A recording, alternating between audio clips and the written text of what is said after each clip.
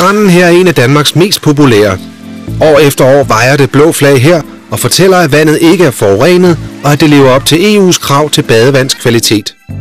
Lidt længere ind mod København ligger Avedøreværket, der både producerer el og varme til københavnerne.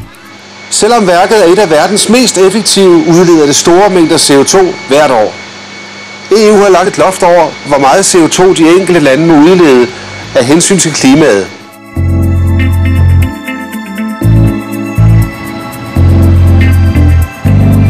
Bruxelles er EU's hovedstad. Her i byens europæiske bydel ligger de institutioner, som forbereder og vedtager EU's politik og regler. For eksempel lovgivningen om rent badevand eller kravene til CO2-udledningen. Lad os se nærmere på EU's institutioner. EU's øverste organ er det europæiske råd. Det består af medlemslandenes stats- og regeringsledere og mødes 4 gange om året. Disse topmøder er EU's øverste myndighed. Det er her statsministre og præsidenter diskuterer politiske retningslinjer og indgår de overordnede aftaler. Mens statslederne tager sig af de langsigtede planer og overordnede aftaler, så skal kommissionen herinde forberede de konkrete forslag til fælles lovgivning, så statsledernes overordnede mål kan føres ud i livet. EU-kommissionen stiller forslag til fælles europæiske love og regler. Det er medlemslandene, som udpeger medlemmerne af kommissionen. De kaldes for kommissærer og udpeges for 5 år ad gangen. Kommissærerne mødes hver onsdag for at diskutere og senere på dagen præsentere ugens forslag til lovgivning. EU-kommissionen kommer med forslag til lovgivning, men kan ikke vedtage den. Det er der andre, der gør. For det første skal ministrene i et af EU's ministerråd vedtage lovgivningen.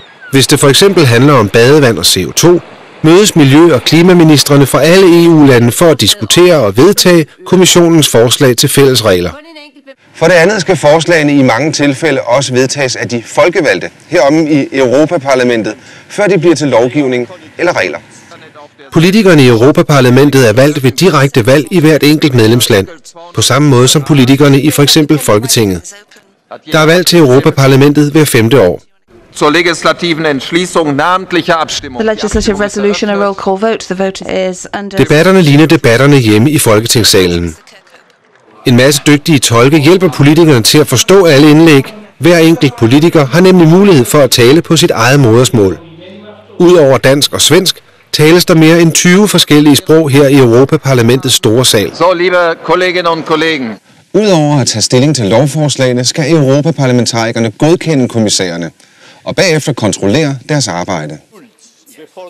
Når først ministre og europaparlamentarikere har vedtaget lovgivningen, holder kommissionen øje med, om medlemslandene lever op til de fælles regler. Kommissionen har altså 2 vigtige opgaver. Den forbereder forslag til fælles regler og lovgivning, og så sikrer den, at lovgivningen bliver indført i de forskellige EU-lande. Hvis det ikke sker, kan kommissionen lægge sag an mod medlemslandet ved EU's domstol. Alle medlemslandene har udpeget en dommer til domstolen, der ligger i Luxembourg. Dommerne tager stilling til, om medlemslande, virksomheder og de andre EU-institutioner overholder den fælles lovgivning. Medlemslandene skal rette sig efter domstolens afgørelser, også når de taber en sag. Dommene kan have stor betydning for EU og i de enkelte medlemslande. Der er altså mange om at træffe beslutningerne i EU. Der er det europæiske råd, hvor stats- og regeringslederne laver de overordnede rammer for samarbejdet. Så er der kommissionen, der forbereder de konkrete love og regler. Og endelig er der ministerrådet, som ofte sammen med Europaparlamentet vedtager lovgivningen.